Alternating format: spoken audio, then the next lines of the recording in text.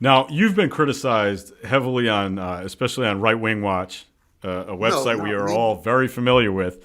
Everybody on this panel, including myself, has been featured on Right Wing Watch at one point or the other, right? Uh-huh. So, um, you've been criticized heavily for what some people would consider idol Hmm. worship with Trump, Correct. idolatry. Correct. You referred to him at one point as a Messiah. I'm very careful to Correct. say not the Messiah, but Thank a you. Messiah. Thank you, Patrick. Um, Thank you. well, distinctions are important. Some It is. people may say it's a distinction without a difference. But I want to hear your Okay. perspective on that. Thank you. Newsweek just did a hit piece on me, I think this last week, because I said this means war. But anyway, yeah. So, here's the deal. We live in a world, Patrick, where for some reason Americans have been convinced that you don't mix religion with politics. I don't know when that started. I can take you all the way back to the beginning where religion was always mixed with politics. I can take you to the state capitol and show you Moses on top of the building. I mean, so in other words, the Black Robe Regimen, we go on and on always. But for me, when I do it, it's oh my God, take his tax exempt status away. Well, I'm not 501c3 anyway, so it doesn't bother me. But the point is, I did say that Donald Trump, uh, when Barack Obama, I've always said Barack Obama created Donald Trump, and he did. Bill Clinton was the last, and I couldn't stand Bill Clinton, but he was the last smart politician that we had. He knew what you could say and what you couldn't say, what you could do and what you couldn't do. And that's why in the gays in the military, he said, don't ask, don't tell. The dude was smart, and you got to give it to him. Um, so Barack comes along and he doesn't know those lessons. He just gung ho takes this ship called America and leans it all the way to the left and gets the other side out of the water completely. And that creates Donald Trump because over here we've got to have a Messiah. You can call it what you want to, a deliverer, a savior, a redeemer.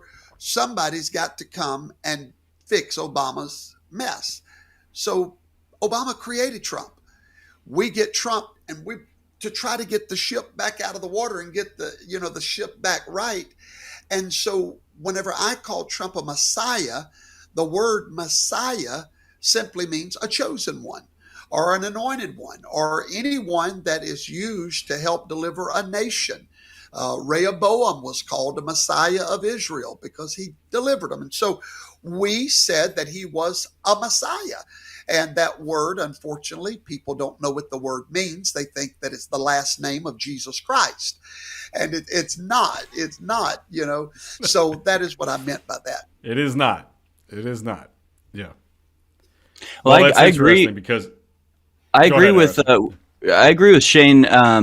The point about separating religion from politics, I think, has been hugely damaging to our country. It is completely. Especially my dad. So I grew up in Houston. We went to a big Episcopal church, not a big one, not like a mega church or anything, but a sizable Episcopal church, really old church there. And at one point, my dad went up to the preacher or the priest and said, why don't you talk about some of the crime in Houston? This was right after it was the Beto election, and so a whole bunch of leftists got elected into Houston, and the crime rate spiked, and it was going really badly. And he was going, why don't you talk about biblical morals in today's world and why we have penitentiaries, and why don't you actually talk? And the priest said something like, well, what can we do? Right. What impact can we have? And it's like, well, Absolutely. that's the wrong way to think. Like, okay, if you think that way, then you're not going to have any impact. But you've got several thousand people that go to this church in Houston alone, and they have friends that they can talk to. They need to understand that there's nothing moral about letting a criminal back out on the street who is not repentant and hasn't changed his ways. You have, and so the way my dad put it was like, he was like, letters from Paul to the Corinthians is great, but there's stuff happening right now today. Like, I get that we can learn lessons from what happened 2,000 years ago, but you can bring those lessons into today and try to actually make a tangible difference in today's world. And so I think it's something that the churches need to stop abdicating this position of helping to guide their people in the real world. This isn't just you're not supposed to go to church on Sunday and just think about things that happened a long time ago and then not bring it into your life. I think the churches have basically abdicated this position and surrendered their authority to the secular powers, who are not afraid of telling people how to be moral and how not to be. So I think that's a big issue, and I think it's the churches are too afraid to say what they believe. And so we go to an Anglican church now, which is different from Episcopalian. They sort of branched because the Episcopalian started, the LGBT stuff, and a lot of traditional Episcopalians went, we're not changing our doctrine for just whatever is trendy right now. That's not what church is for. We're going to stick to the biblical truth. So the church that I go to now, when there was when the abortion decision happened at the Supreme Court, the priest went up and said, a lot of churches don't want to get political. We are pro-life at this church. And the whole church exploded in cheers. Like, people are hungry for that. They want spiritual leadership in the real world that has political implications. And churches are welcome they can do that. They're choosing not to. So it's really a failure of the church to uphold its duty to be present in the real world and in the modern world, and to deal with these issues, not deal with issues that were affecting the Corinthians in year 4. So I think the churches need to pick up some slack. Patrick, may I respond to that? I'm so sorry. Yeah, absolutely. Of course. Okay, thank you. Don't wait for me. Okay, thank you very, very much. Harrison, James Madison made it very clear. He said that our republic, or our Constitution, is totally inadequate for any society that's not religious. Or he said those words. Yeah. He said, you cannot have a free people unless they're free inwardly. It's just like if I have a drug addicted child, I cannot give him freedom. I can give my other children freedom. I can't give him freedom because he can't handle freedom. And when you talk about separation of church and state, it is the voice of the church that was always that aggravating voice in the world that said, no matter what you think, that's wrong, that's right. You do what you want to, but the voice was there. And when that voice disappears from this nation, you'll see the results all around you. But the truth is, Harrison, there is no such thing as separation of church and state. The liberals have more, in my opinion, mixing of church and state than we do, because their religion is humanism. Their religion is evolution. Their religion is, climate change. Their religion is a God that's not in control of our daily lives, but we are gods. So whether your religion is humanism or the God of the Bible, you're mixing religion with politics on either side. The only problem is your preachers like Joy Reid and different ones that preaches your message, they get a free pass because they don't call it a church. But it is a church. When you have a voice that speaks to what's right and what's wrong, that's a church. And we are the only ones, Bible-based churches, that are not allowed freedom of speech any longer in the nation. If I preach what the Bible says plainly, and it offends people, that's hate speech now. If I speak and I say that I believe that God chose, just like he did all through the Bible, a man to help save a nation, and I can show you example where the God of the Bible did that, and I refer to Donald Trump with that biblical opinion, I am a cult leader. I am everything else in the book. And I'm not, but I have a right to speak what the word of God says that was once cherished in this nation. So we're at a point now, we're at a breaking point where religion is not allowed in the public square. And when you lose religion, you're going to wind up with a society that's going to require a dictator. Religion. Yeah, Shane, I've got to push back a little bit on that for 1 second. Okay, please do. you have a pretty large audience on Rumble. Mhm. Harrison has a very large audience on Infowars, and Dave reaches millions of people at Stop Hate. I don't find it credible that you guys are Okay. complaining that your free speech is being abridged when in fact you In the have public square. massive platforms. I mean, you're going to have to They explain to have, me how they that have, works. they have to find me. I'm not allowed. YouTube, I had 400,000 subscribers on YouTube. I'm Right. banned for life on YouTube. So So am I'm I. not allowed in the public square. Well, and I'll just say, I think what Shane was getting at, and I totally agree. I'd say the rainbow flag represents a religion. Absolutely. It represents a moral framework that is at odds with the Christian framework. So, and I just think that's the case, and so I think it should be sort of categorized as a religion. It is a moral framework, just like any religion is, that has good and bad, and sin and virtue, that is at odds and different than the Christian virtues. So, you wouldn't see a public school have a bunch of kids parading around carrying crosses and indoctrinated into the religion of Christianity. So the LGBT moral framework should also be banned from the public school because it is at odds with the moral framework of probably most of the people that send their kids there. So I think if you're going to say no moral teaching at all in school, then that's got to include the rainbow flag's got to get taken down, just like the cross would be taken down if a teacher at a public school tried to push their religion on kids. That wouldn't be accepted. And exactly as Shane said, I've said it a million times on my show too. Just because they don't call it a religion doesn't mean it's not a religion. It has all of the aspects of a religion, so it needs to be treated as one. I think the unfairness comes in the different treatment that these two moral frameworks receive. One is endorsed and enforced by the state, Yep. which makes our state a theocracy of sorts. It's a state religion. Well, Dave, what do you think about it, being that you're a kind of boots on the ground guy, at a lot of events? Do you feel that there's a religious fervor and evangelical fervor among the MAGA crowd, or do you think it's mostly political, or what do you think the split might be? If you I know it's hard to actually quantify that, but what's your feeling on it? No, I think the majority of MAGA would be your Christians, because it seems like all the things on the other side of the spectrum, the old Democrats are gone, in our opinion. From where we sit, it's I know there's like 3 of you left, bro, and we still talk to you.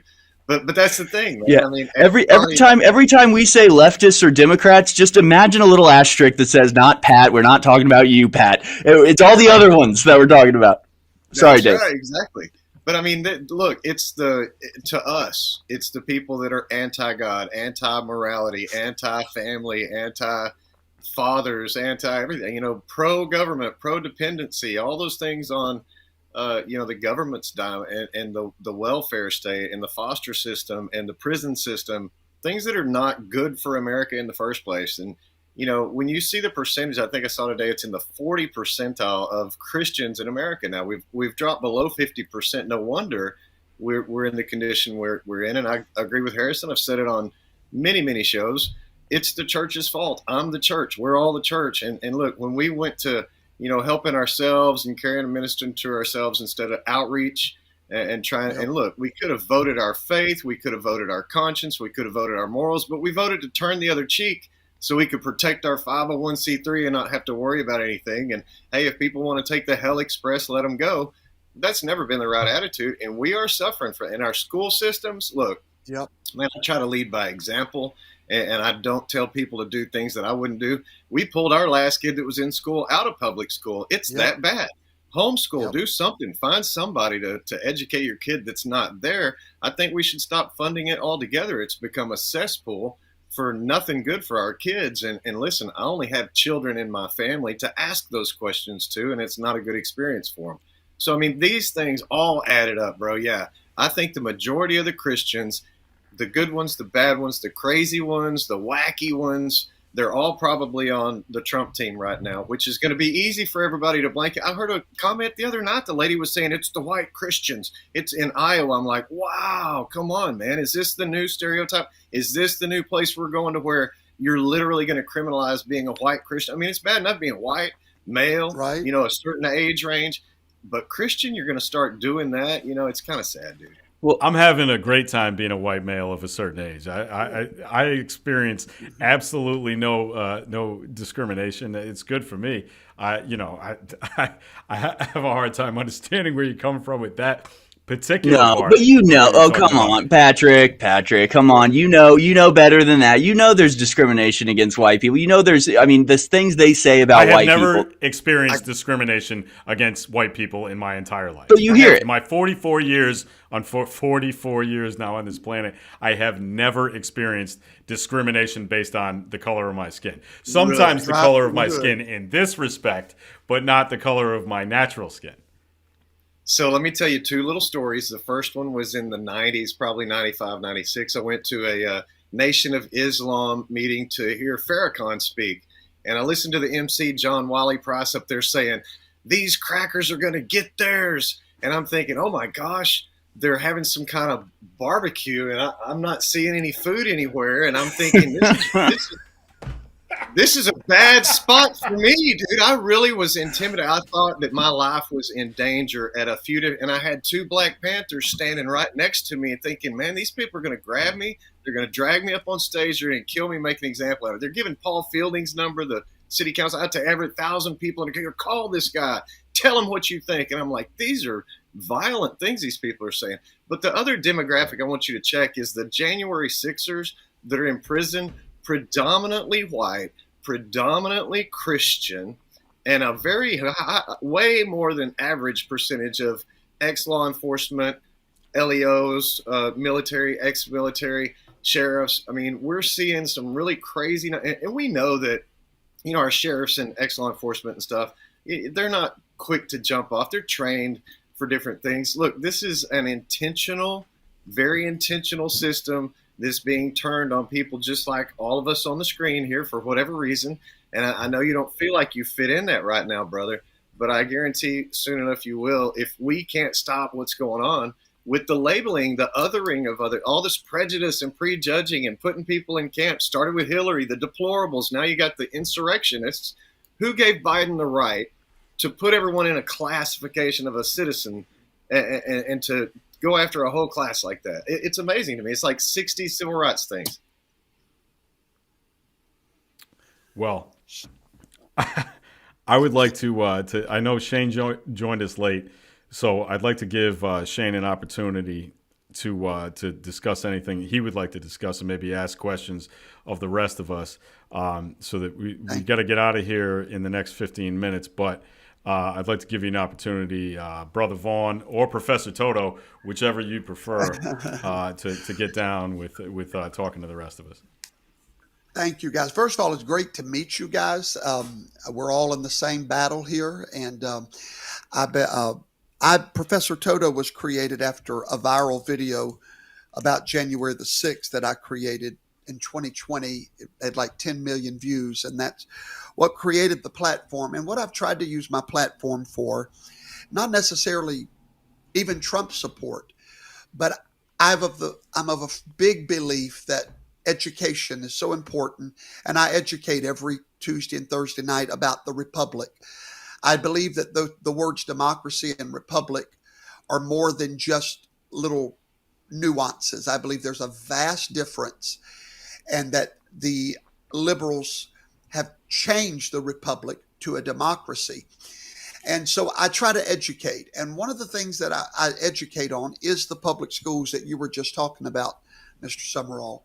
And most people don't know that America's public school system was created by Robert Dale Owens. And if you study the Owens, they hated religion.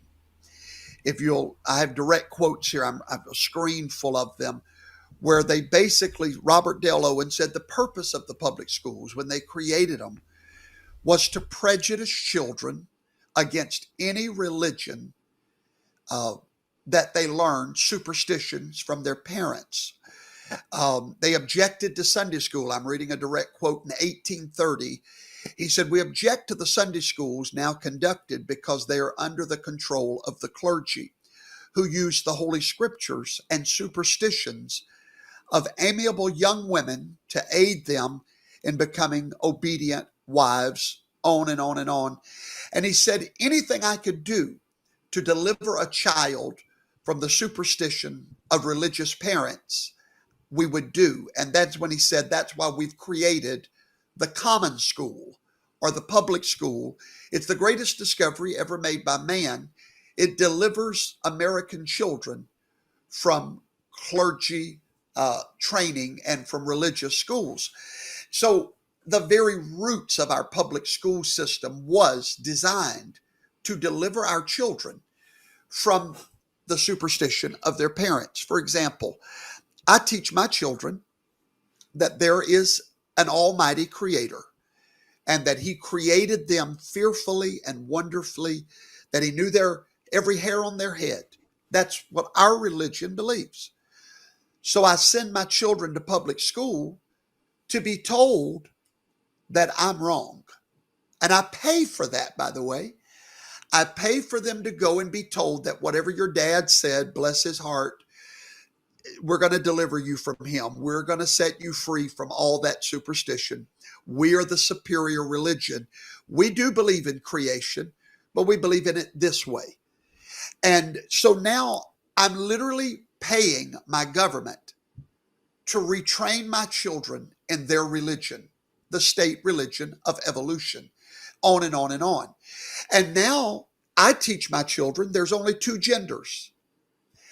And I pay my government to teach them that I'm wrong. And, we're going to set you free from that homophobic mentality. It is a religion, and we're paying for it. And you and I, that's why they hate me. Newsweek, I've been on Newsweek 32 times. I was on Reuters News, front page of every newspaper, because I will not surrender to their intimidation that I should shut up and preach to my little church. And the United States of America is crumbling around us because of our public school system. And I'm with you, Mr. Summerall. All of our church members, every one of them, have withdrawn their children from the public school system. That is the only way we have a voice in their lives. Because the minute we tell our children, Numbers chapter 4, and we show them in the Word of God, that if a man lays with another man like he does a woman, that is an abomination to our God. If we dare teach them that, we don't have a right to that. That is wrong. And I promise you, in the next 10 years, it will be hate speech. Just like Tony Spell was arrested, my friend in Baton Rouge, during COVID. He was arrested because he wouldn't shut his church down. Neither would I. When they arrested that man, I went there and I stood up before the whole world and I said, when this is over, Tony Spell will own the city of Baton Rouge, Louisiana. I'm proud to say he just got a settlement, I think, for $75 million, because that's the path we're headed down. The church is hated. And they want us to be on a Rumble channel where people have to dig to find us. And that is where this is unfair. YouTube, Facebook, that is the new public square. Twitter, and whenever they cut off Donald Trump the other night when he was doing his acceptance speech, that wasn't journalism. That was censorship in America. And if somebody doesn't wake up fast, I don't know if there'll be anything to wake up to. Thank y'all for letting me join you today, Patrick. Patrick, you might be muted. I'm not hearing you. I was muted. Sorry about that, because I had to use the rest room in any event. The issue. Thank you, Harrison. The issue that I would take with what Shane just said is that the cable news networks they're capitalist operations, right? They're there to make money. We pretend that they're there to give us news, but they're there to make money.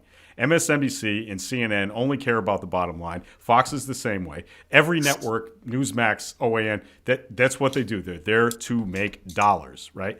So if they decide, if CNN and MSNBC, as they did, decide to cut off all of Trump's speech, and Fox decided to cut off all but the first 7 minutes of it, they can do that, and they're subject to the free market. If people don't like the fact that they did that, they won't watch it. And I imagine none of CNN's viewers were pissed off that they cut it off completely. And I bet maybe only about half of Fox's viewers were pissed off that they cut off after 7 minutes. So if we're living in a real capitalist society where we think the free market solves everything, and last I checked, Republicans do believe that the free market solves everything, what's the problem?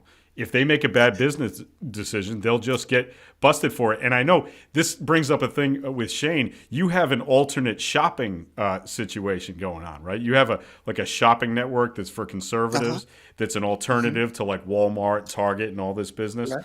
And I'm not trying to plug product here.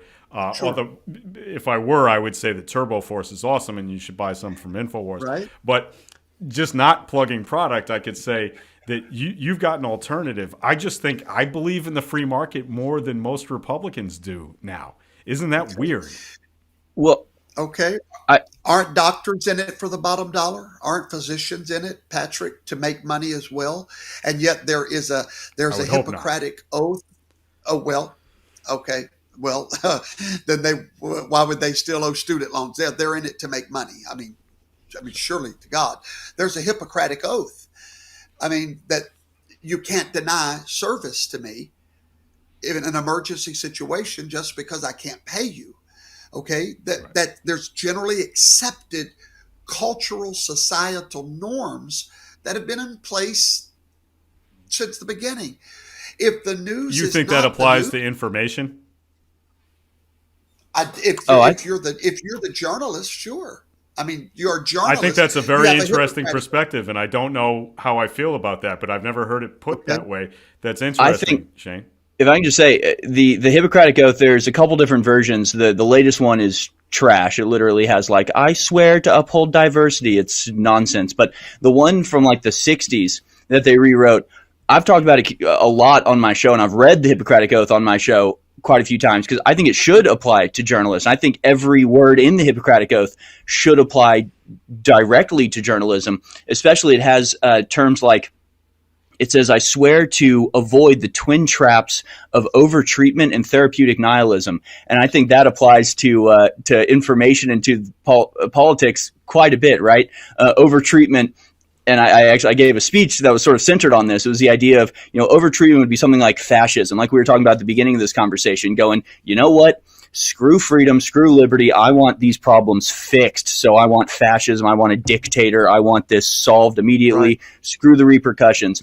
And then there's therapeutic nihilism that says it feels good to give up. It actually feels nice to go, I don't have to try anymore. Everything's screwed. Everything's fucked. I'm just going to relax and not worry about it. Feels good to be black-pilled a little bit. So we have to avoid those things as well. The Hippocratic Oath should apply directly to journalism, I think, to a very large degree. But then there's the other thing that we're not a free market by any stretch. And that's because of government intervention, obviously, and government permitted monopolies on a lot of things.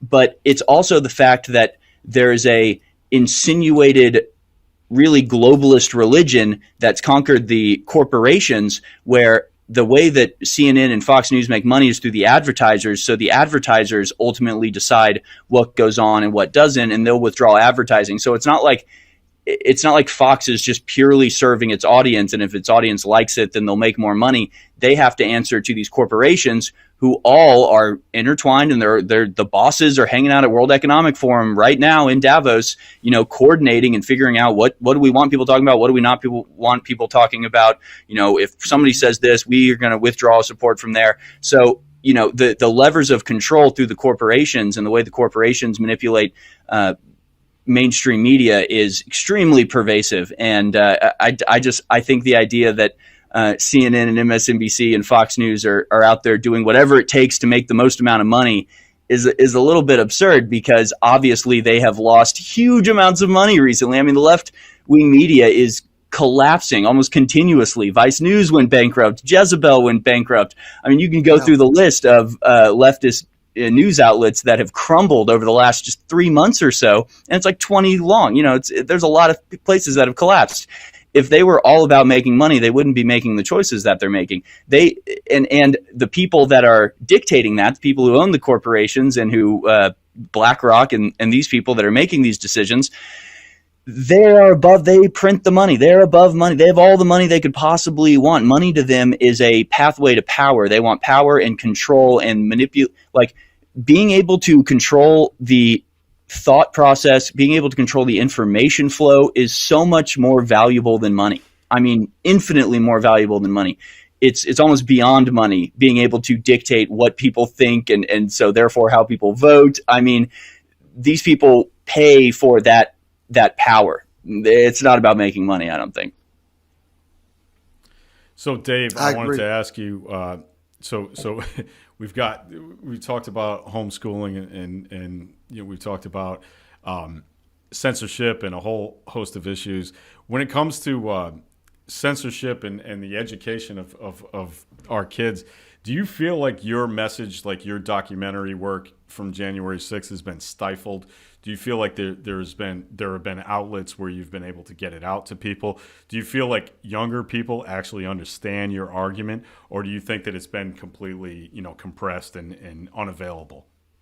I think the kids of J6ers, the family kids that have seen the work, that have watched the documentaries, that have cried with us over them, they get it. They understand. I think by and large, the public has been, censored. I think there's proof in our last movie. We hit 2 million views. They put a sensitive label on it, and it stopped all growth. So it can't go viral. It can't hardly be seen. The Tucker interview got twice that many views, but you have to go to the Tucker site and pay to watch the other half of the interview. So it's kind of a gotcha both ways deal. So I don't understand, but I know that, the truth has been just like the January 6th tapes, that the government has, held over our head for 3 years, like some kind of golden carrot, oh, you got to have this video. We're going to release it. We're not. When we've got plenty of public footage. I mean, it's the games. It's the perception of freedom in this case. It's the thought that, hey, we're free. As long as, we have our sports activities and our weekends and our church on Sunday, we're free. But if you ask a J6er, they're going to tell you something completely different. We don't have the first, the second, the fourth, over and over on the list of freedoms that have been taken, literally stolen, robbed from these people. God-given rights. You can't use the First Amendment in your trial in D.C. Imagine not being able to say, I went to a protest. I went to redress my grievances. I went for free speech. I went to gather with my friends, or I went as a media, as a videographer. We've seen so many people, even from the press, go to jail, for being there to video what was happening, a big historical moment. So you can't tell me that it's not skewed and that it's not owned. And when you start talking about corporations paying these different media companies and making those kind of decisions, it sounds a lot like our politicians, with our lobbyists, with our special interests. And look, man, I'm not here to say we got it right. I'm saying we all have to work together to get it right, because it's on both sides. It's systematic. It's the uniparty. And if we can't figure out a way to work together left and right, like we're doing right here, having conversations to see where we stand, I mean, that's the most important thing we can do. But it's like I said in Bloody Hill, united we stand, divided we die. And literally they want us to fight. They want us to hate each other. They want us to kill each other. They want us in a civil war. And I don't want that. None of my friends that I know do either. So that's another big, misconception that we're all some angry mob, that went to Jason. Now we're an angry mob. It's dumb. But people buy that, man. And it sells tickets because it's clickbait. And we need to work that much harder to make sure those things don't happen, because we're dangerously close, bro. Yeah, I appreciate that. Hey, guys, I really appreciate everybody's participation today. Harrison Smith, Dave Summerall, Shane Vaughn. Let's do this again sometime. I think this was a good conversation. And again, this wasn't about having a debate about political issues. It was just getting a perspective from 3 different fellows who I think have unique perspectives on what's going on politically now in America. And I sure do appreciate your time and your effort. Thanks for having Thank you for having me. Yeah, thank you. Thank you for putting this together, and so nice to meet both y'all. We'll have to do this again sometime. This has been fun. I feel like we barely scratched the surface on all this stuff we can talk about. We want more. See if the people we'll do it again. Share this around. Thank you, Patrick.